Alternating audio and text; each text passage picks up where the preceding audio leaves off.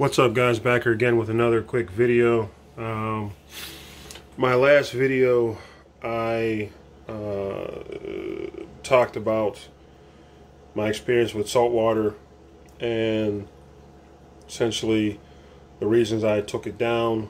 I also talked about some of the benefits to this particular tank, the Imagitarium 6.8 gallon Frameless Aquarium, I believe is the name. It's a mouthful, I apologize.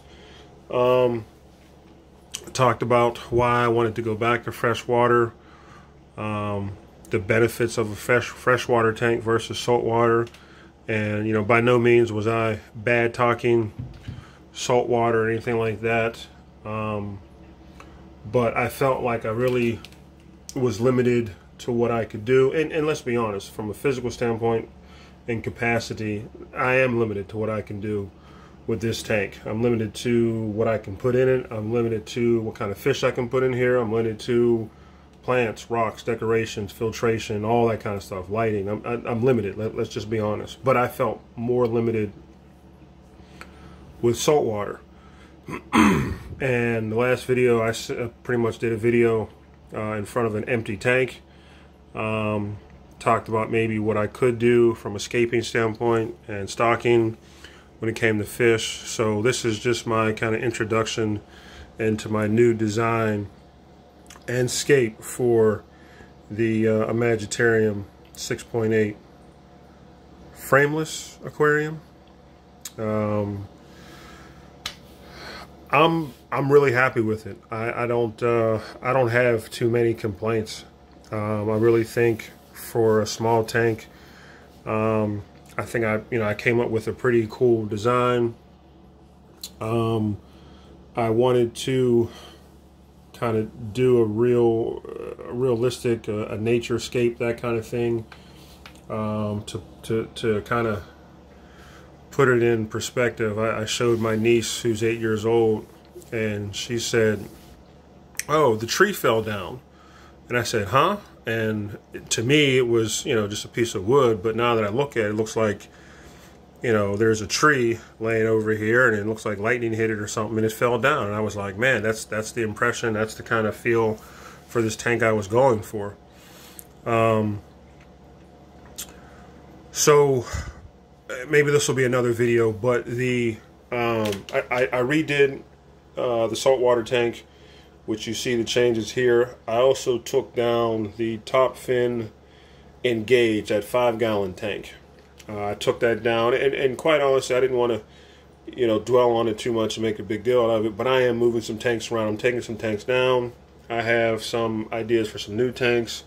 I have purchased some new tanks. So there are some changes coming for a lot of my tanks. So I took the top fin 5-gallon engage tank down, and again, I've done a bunch of videos on that, talking and really raving about that tank and how top fin has come such a long way, in my opinion, getting away from the little plastic tanks to higher quality glass tanks that hold up a lot better. But again, I'm making changes, so I took that tank down. The Java fern that you see in here, back here, and pretty much primarily all throughout the tank, is from that. The substrate back here, I don't know if you guys can, I'll try and zoom in on it, but the substrate back here, there we go, is all from that tank. So it didn't take long for me to cycle it, because beneficial bacteria, I've talked about it before, it grows on surfaces. It was in this substrate. The fish, my friend up here, this crown tail betta, let's see how, if he's camera shy or not. He really seems to be loving the tank. He's got his little bubble nest up there. I don't know if you can see it. He seems to be doing well. He's eating well, and he's acting pretty normal. Let's talk about the scape. So, you know, this pretty much back half of the tank is all substrate.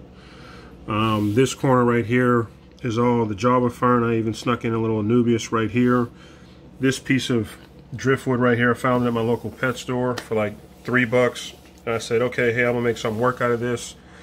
Put it together, had an idea. This cool rock right here, which I don't believe is actually rock at all. I think this is that, what do they call that, petrified wood, and I forget the name of the stone, but I believe that's what it is, and it has this really cool pattern on it here. I wanted to separate the scape, so I put a little bit of sand and pebbles right here just to kind of give it that separation from the plants back here to this kind of open swimming area up here. To me, it looks like a beach or maybe some sort of jungle vibe going on. Some other plants, I've got some crypts back up in here, and my idea is for them to kind of grow in and fill up this back area over here. I definitely think the lighting on this tank is going to benefit and promote, you know, a decent amount of growth. I'll have to be careful with the algae, but I only have one fish in here, so I don't think I'll be overfeeding it or anything like that. What are some other changes? Oh, you know, I found these rocks right here. You know, I had some like these little bit of river rocks and things like that, which I thought gave it a sense of scale and added a lot of detail to the tank. One other thing I did to the tank, and I'll show it to you here in a second, but I even had some comments when I had this set up as saltwater, and a lot of these essentially all-in-one kits was this back filter area back here, and I'll try and show it to you. There wasn't any water flow, so essentially you got a lot of evaporation, and you had a lot of stagnant water that kind of got dirty over time. So trying to do this with one hand, what I did was, you guys know I'm an advocate of using two filters in a tank.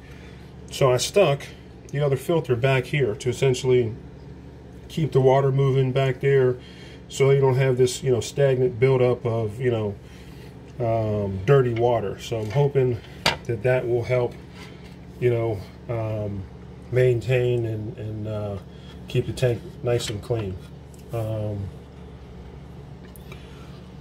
Let's see, what else can I talk about? I think, you know, the Scape came together well. I think I'm getting better with, you know, my whole aquascaping and scale and use of plants. And you know, I wouldn't say I have a particular style. I mean, there's so many people who on YouTube that I've tried to mimic or copy, but honestly, you know, I like my kind of simple, you know, not complicated style. You know, I can't, and I can't afford to get a hold of those, you know, real expensive plants. I don't run CO2, but give me some Anubias and some Java fern, some rocks and some wood, and I think I can come up with a pretty cool scape. One that easily maintained too, one that doesn't need a lot of fertilizers and all sorts of things that you would need in a high-end, you know, high-end, what's the word I'm looking for? High-tech tank. I would definitely say that all my tanks are on the low-tech side, but you know, I do my best to try and make them look as nice as possible and also easily maintainable. So this is just an introduction, my redesign for the Imagitarium 6.8 Frameless Aquarium. Any comments or questions, please leave them down below. I'll do my best to answer them and get back to all you guys. Thank you for watching, and as always, see you guys down the road. Bye.